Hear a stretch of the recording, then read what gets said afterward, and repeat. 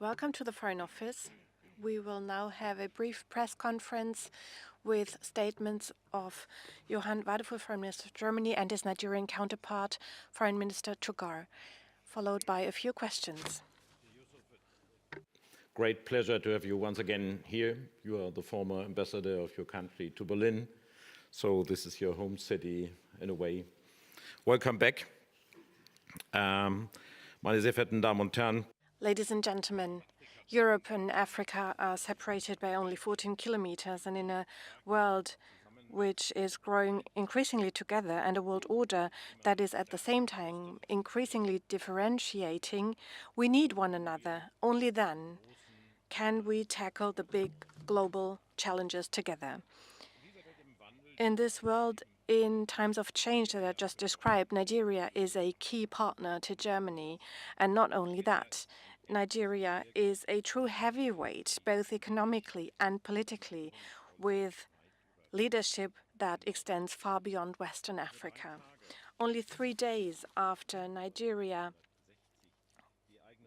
won its independence on the 1st of October 1960, Germany opened an embassy. And this autumn, we are celebrating 65 years of diplomatic relations. Congratulations, Yusuf. And we intend to deepen our relations. And in order to do that, about 15 years ago, we established the Binational Commission. It's our joint format to address the topics we want to work on for shaping our future and our partnership. And first and foremost, I'm thinking of our economic cooperation and binational trade.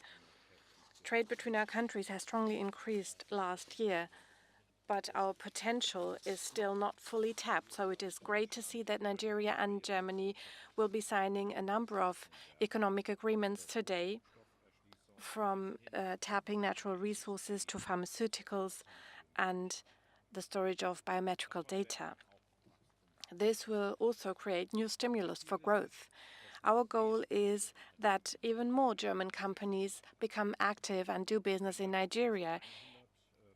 And of course, almost 100 companies are already engaged there, and that's a good starting point. I can only encourage German companies, therefore, to take this step and engage in Nigeria. We are looking for partners worldwide for cooperation on energy and raw materials, and the German-Nigerian Energy Partnership has taken some first important steps for closer cooperation. For example, we are supporting the expansion of the electricity grid in Nigeria, and it is important for us to continue this partnership. We have decided together to exchange closely on energy topics and also on climate issues. Nigeria wants to diversify its energy supply and reach zero emissions by 2060. With this energy transition plan, we are already active as a supporter to Nigeria. Security is also a topic that we have discussed in detail today. Nigeria borders to the Sahel in the north, and we have a joint interest in fighting radical Islamism and terrorism that are also a threat to us in Germany. For years, Nigeria has been making remarkable efforts for fighting terrorism in the north. And this not only protects Western African coastal states, Nigeria also makes a contribution to global security in this regard. The deadly attack last week in Kwara State shows how big the challenge is and how dangerous the situation is. This is why we also want to cooperate more closely in questions of peace and security and international security and the fight against terrorism. Yusuf, 65 years of our relations have created closed ties between our countries, and it is great that we are systematically expanding these relations and deepening them further.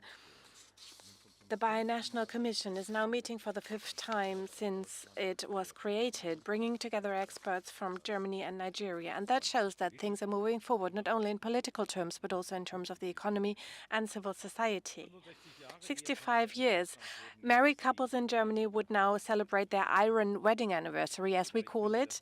But I think the English term blue sapphire wedding anniversary is much more fitting to describe the wealth and potential this relationship has for both of us and which potential our relations have. It's great to have you in Berlin today so that we can chair the Binational Commission together. Thank you very much.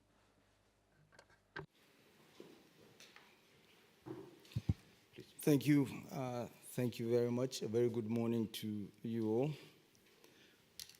Thank you, Johan, for the warm reception you've given me and my delegation this lovely, nice and crispy Berlin morning. I bring warm greetings from my president, Bola Ahmed Tinubu, who is keenly following the interactions between Nigeria and Germany. We have come for this all-important binational commission, and already we've signed one agreement, which is to do with allowing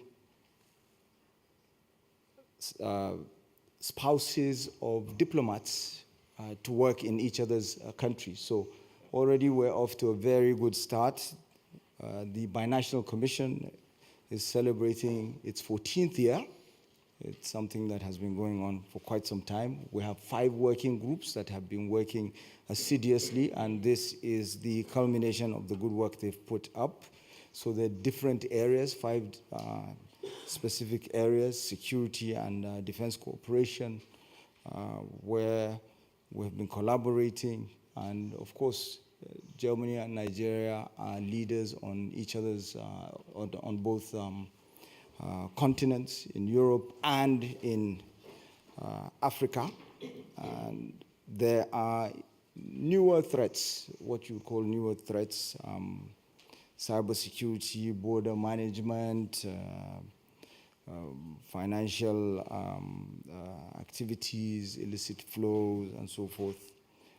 And for us in Nigeria, the issue of IPOB is one that is most germane, because IPOB tends to use democratic norms to try and undermine democracy in Nigeria, trying to stop the populace from participating in the electoral process itself is something, and then hiding behind freedom of speech, freedom of association outside of Nigerian shores to perpetrate such crimes as attacking electoral offices, police stations, and so forth.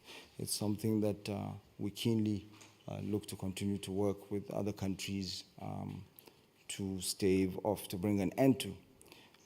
Power, or I should say energy and climate cooperation, is an area where it's a space where Nigeria and Germany have been working successfully in. We have the Siemens electrification project that is ongoing. My colleague, the Minister of Power, is actually in town. We're making very swift progress. It was slowed down by the COVID pandemic, but it's picking up speed again.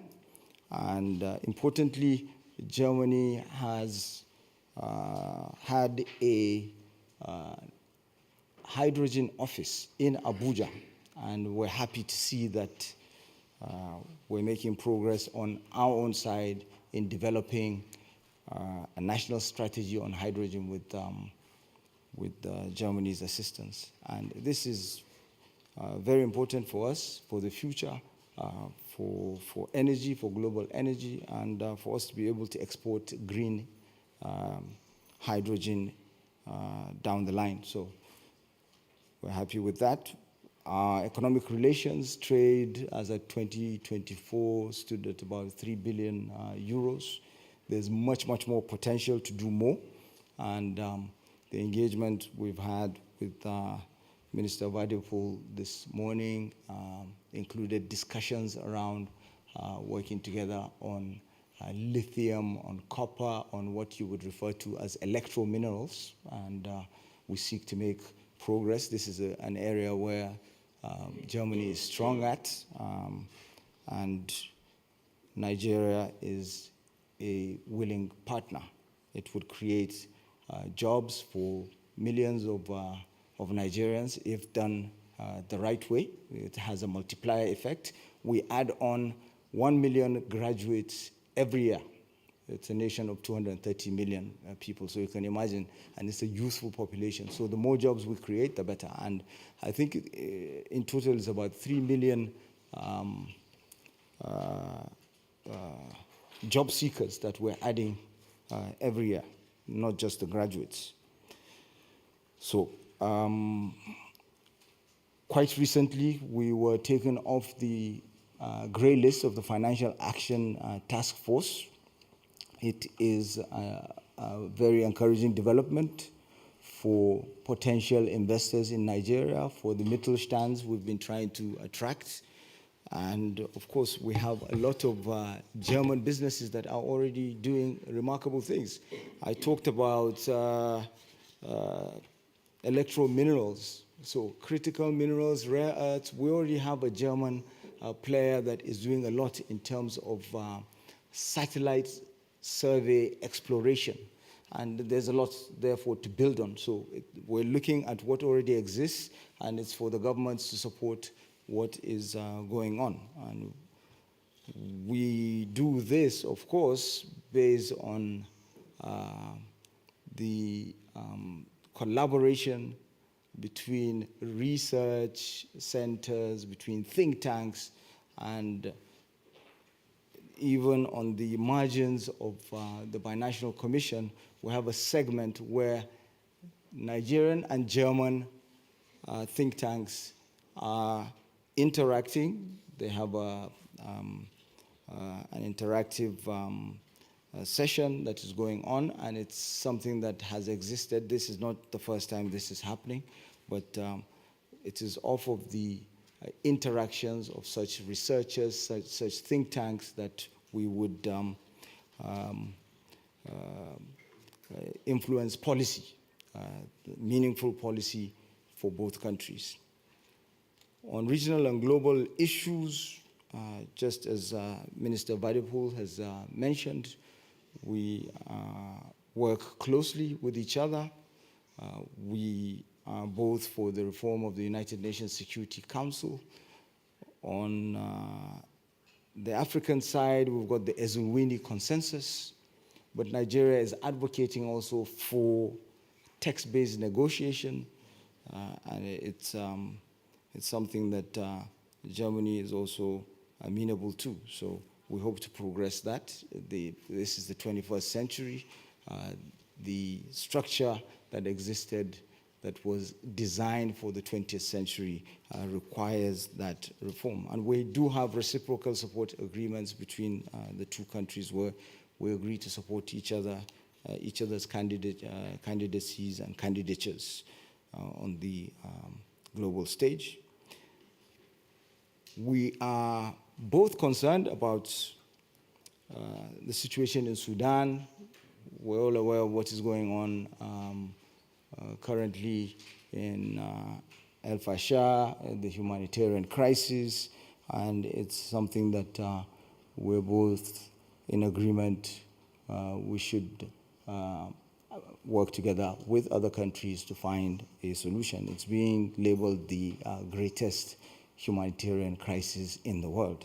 And for us, there are as many as 8 million Sudanese of Nigerian extraction. So you can see the concern for us to ensure that this crisis is resolved as quickly as possible. And we do, of course, commend the Berlin process, which Germany is leading. We feel that this is one of the viable solutions to ending this crisis. With regards to our partnership with Europe, as Germany is the major player in Europe, we continue to look forward to continued partnership. Europe is our largest trading partner, and therefore holds a special place And we are looking to work further with Germany on the Global Gateway Initiative, on other ways of working towards Africa's development, integration of its markets, actualization of the African Continental Free Trade Area, which Nigeria is one of the leaders on. You can see what our financial institutions, our banks are doing to actualize the African Continental Free Trade Area. Thank you very much. Thank you very much. We got time for questions. The first question goes to Ms. Gerhäuser from Deutsche Welle. Thank you very much, Mr. Honorable Minister Tuggar. I would like to address a question to you.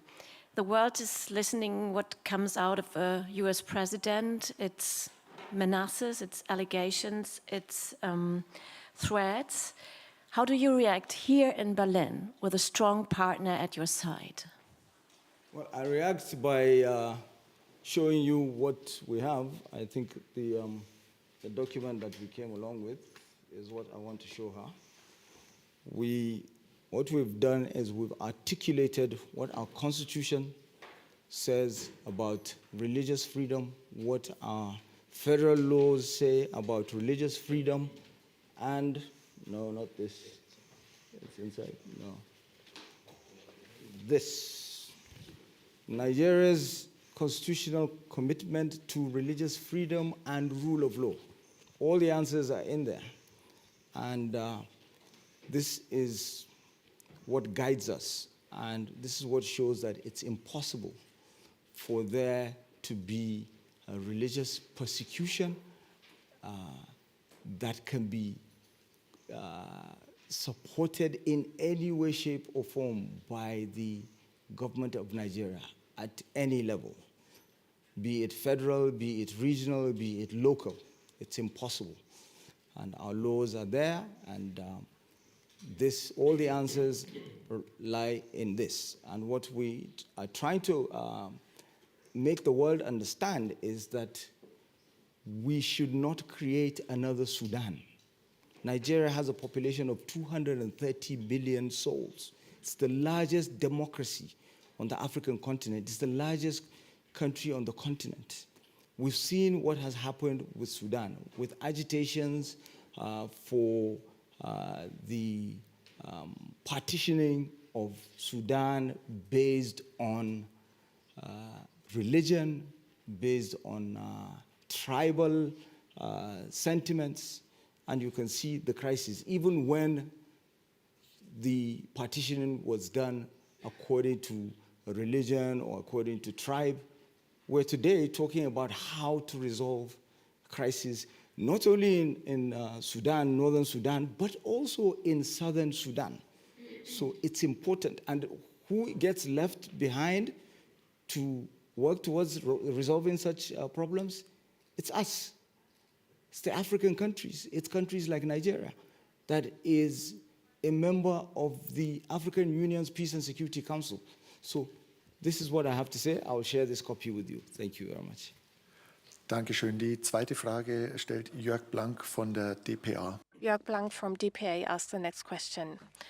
Foreign Minister, allow me to ask a question that is important to many people in Germany. Last night, the German Chancellor spoke about Syria and the policy there. We have the impression that the Chancellor corrected your opinion on Syria. Do you still have the backing of the Chancellor? Are you really working closely together? And when you traveled back from Israel, you said you would ease travel restrictions on Israel. Yes, I will start with the second point. Indeed, when I was in Israel and talked to Gideon Saar, my colleague, I said that I will look at these topics. We did that together with the experts here in Germany. We have a good situational image, and we see that the situation has stabilized remarkably. I trust the peace process in total. My confidence grew, so I have come to the conclusion that we now adapt our assessment of the security situation in Israel and that the partly travel warning will be lifted. This makes a contribution to facilitating close exchange between Germany and Israel. The Israeli colleague was also eager to enhance exchange between young people, and I think that should happen. You will find further details on online in our publications. Syria. Well, we have the goal to increase repatriations for Germany overall, and this is, of course, obvious that this includes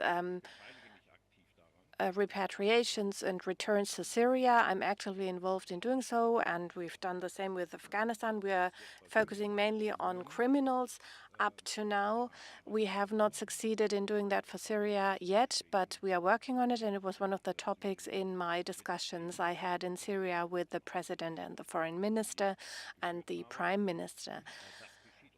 This happens under the leadership of the authorities of the interior. We are always looking at the situation in these countries, and the foreign minister, of course, supports these processes. There is no difference in our assessment, and that remains the case. So these repatriations, these returns of a rather manageable number of people that need to be deported quickly is something we are working on, we are doing, and I think it will happen shortly.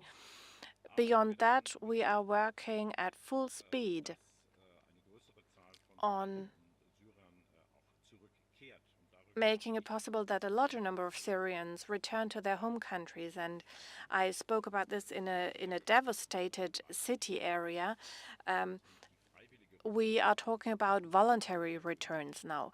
These people are needed in Syria, and this is what the Chancellor reiterated yesterday. Syrians should be encouraged to return voluntarily. We should facilitate their return so that they can rebuild their country.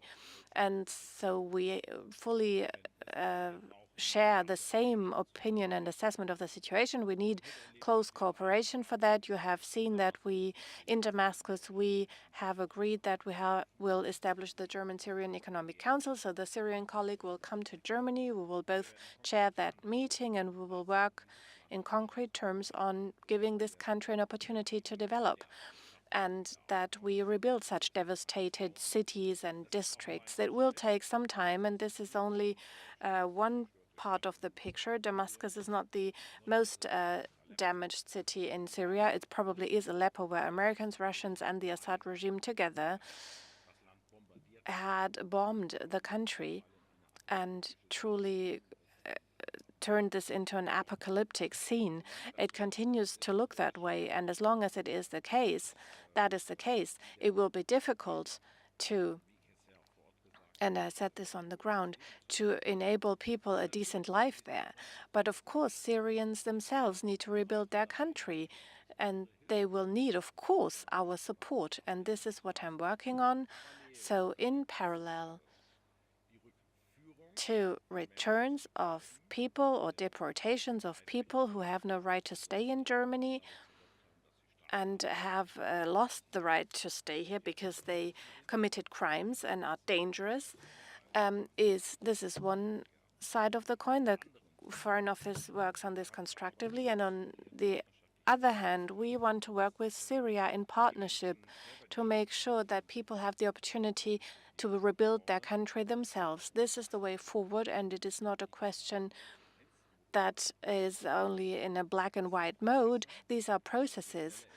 The faster, the better. And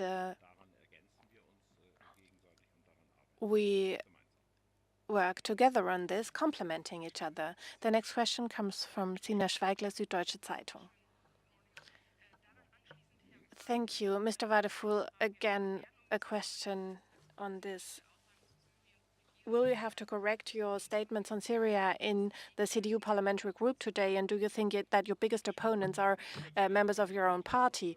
Well, of course, I will explain my remarks. We have the parliamentary group meeting today. This is for explaining our positions, and I've been on the ground. I've been to Syria. I think from all foreign policy experts present there, I've been one of the best experts. I've focused on this area for a long time. In the past 15 years that I've worked on foreign policy, this was my first visit to Syria, as you know. And of course, it's a difficult situation for the country. But as a foreign minister, I also have a task to communicate things, and that includes my own party, to explain to them the insights I have gained. And I was one of the first to visit the north of Iraq and the camps of Kurdish people and Yazidis who had been raped, whose husbands had been slaughtered in front of their eyes. So I'm a person that's not easy to be shocked. I mean, I've seen terrible human fates and shocking scenes.